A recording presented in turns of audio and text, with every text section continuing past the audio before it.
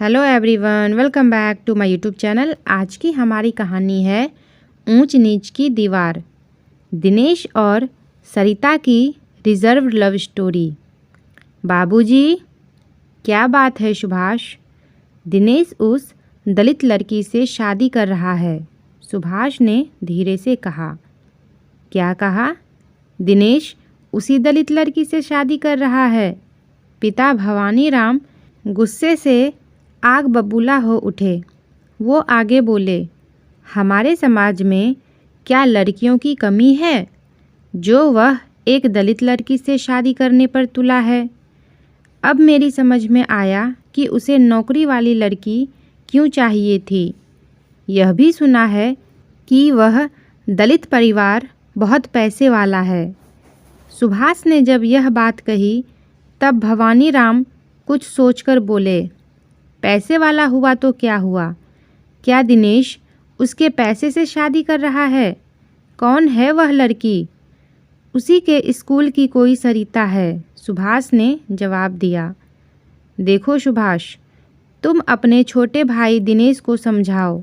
बाबूजी, मैं तो समझा चुका हूँ, मगर वह तो उसी के साथ शादी करने का मन बना चुका है। सुभाष ने जब यह बात कही तब भवानी राम सोच में पड़ गए। वो दिनेश को शादी करने से कैसे रोके, चूँकि उनके लिए यह जाति की लड़ाई है और इस लड़ाई में उनका अहंग आरे आ रहा है। भवानी राम पिछड़े तबके के हैं और दिनेश जिस लड़की से शादी करने जा रहा है वह दलित है। फिर चाहे वह कितनी ही अमीर क्यों न हो, मगर ऊंच नीच की यह दीवार अब भी समाज में है। सरकार द्वारा भले ही यह दीवार खत्म हो चुकी है, मगर फिर भी लोगों के दिलों में यह दीवार बनी हुई है। दिनेश भवानी राम का छोटा बेटा है। वह सरकारी स्कूल में टीचर है। जब से उसकी नौकरी लगी है तब से उसके लिए लड़की की तलाश जारी थी। उसके लिए कई लड़कियां देखीं, मगर वह हर लड़की को खारिज करता रहा। तब एक दिन भवानी राम ने चिल्लाकर उससे पूछा था, तुम्हें कैसी लड़की चाहिए? मुझे नौकरी करने वाली लड़की चाहिए, दिनेश ने उस दिन जवाब दिया था। भवानी राम ने इस शर्त को सुनकर अपने हथियार डाल दिए थे। वो कुछ नहीं बोले थे। जिस स्कूल में दिनेश है वहीं पर सरिता नाम की लड़की भी काम करती है। सरिता जिस दिन इस स्कूल में आई थी उसी दिन दिनेश से उसकी आंखें चार हुई थी। सरिता की नौकरी रिजर्व कोटे के तहत लगी थी। सरिता उज्जैन की रहने वाली है। वहाँ उसके पिता का बहुत बड़ा जूतों का कारोबार है। इसके अलावा मैदा की फैक्ट्री भी है। उनका लाखों रुपए का कारोबार है। फिर भी सरिता सरकारी नौकरी करने क्यों आई? इस क्यों का जवाब स्टाफ के किसी शख्स ने नहीं पूछा। सरिता को अपने पिता की जायदाद पर बहुत घमंड था। उसका रहन सहन दलित होते हुए भी ऊंचे तबके जैसा था। वह अपने स्टाफ में पिता के कारोबार की तारीफ दिल खोल कर किया करती थी। वह हरदम यह बताने की कोशिश करती थी कि नौकरी उसने अपनी मर्जी से की है। पिता तो नौकरी कराने के पक्ष में नहीं थे, मगर उसने पिता की इच्छा के खिलाफ आवेदन भरकर नौकरी हासिल की।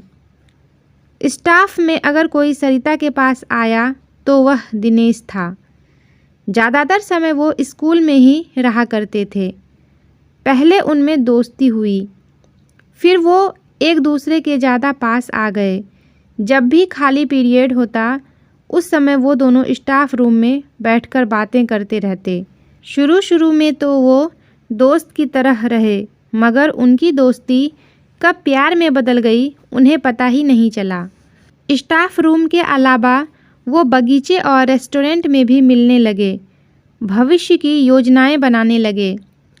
ऐसे ही रोमांस करते 2 साल गुजर गए। उन्होंने फैसला कर लिया कि अब वो शादी करेंगे।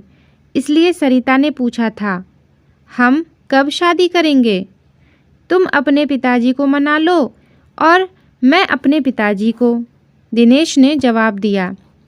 मेरे पिताजी ने तो अपने समाज में लड़के देख लिए हैं और उन्होंने कहा भी है कि आकर लड़का पसंद कर लो। मैंने मना कर दिया कि मैं अपने ही स्टाफ में दिनेश से शादी करूंगी, सरिता बोली।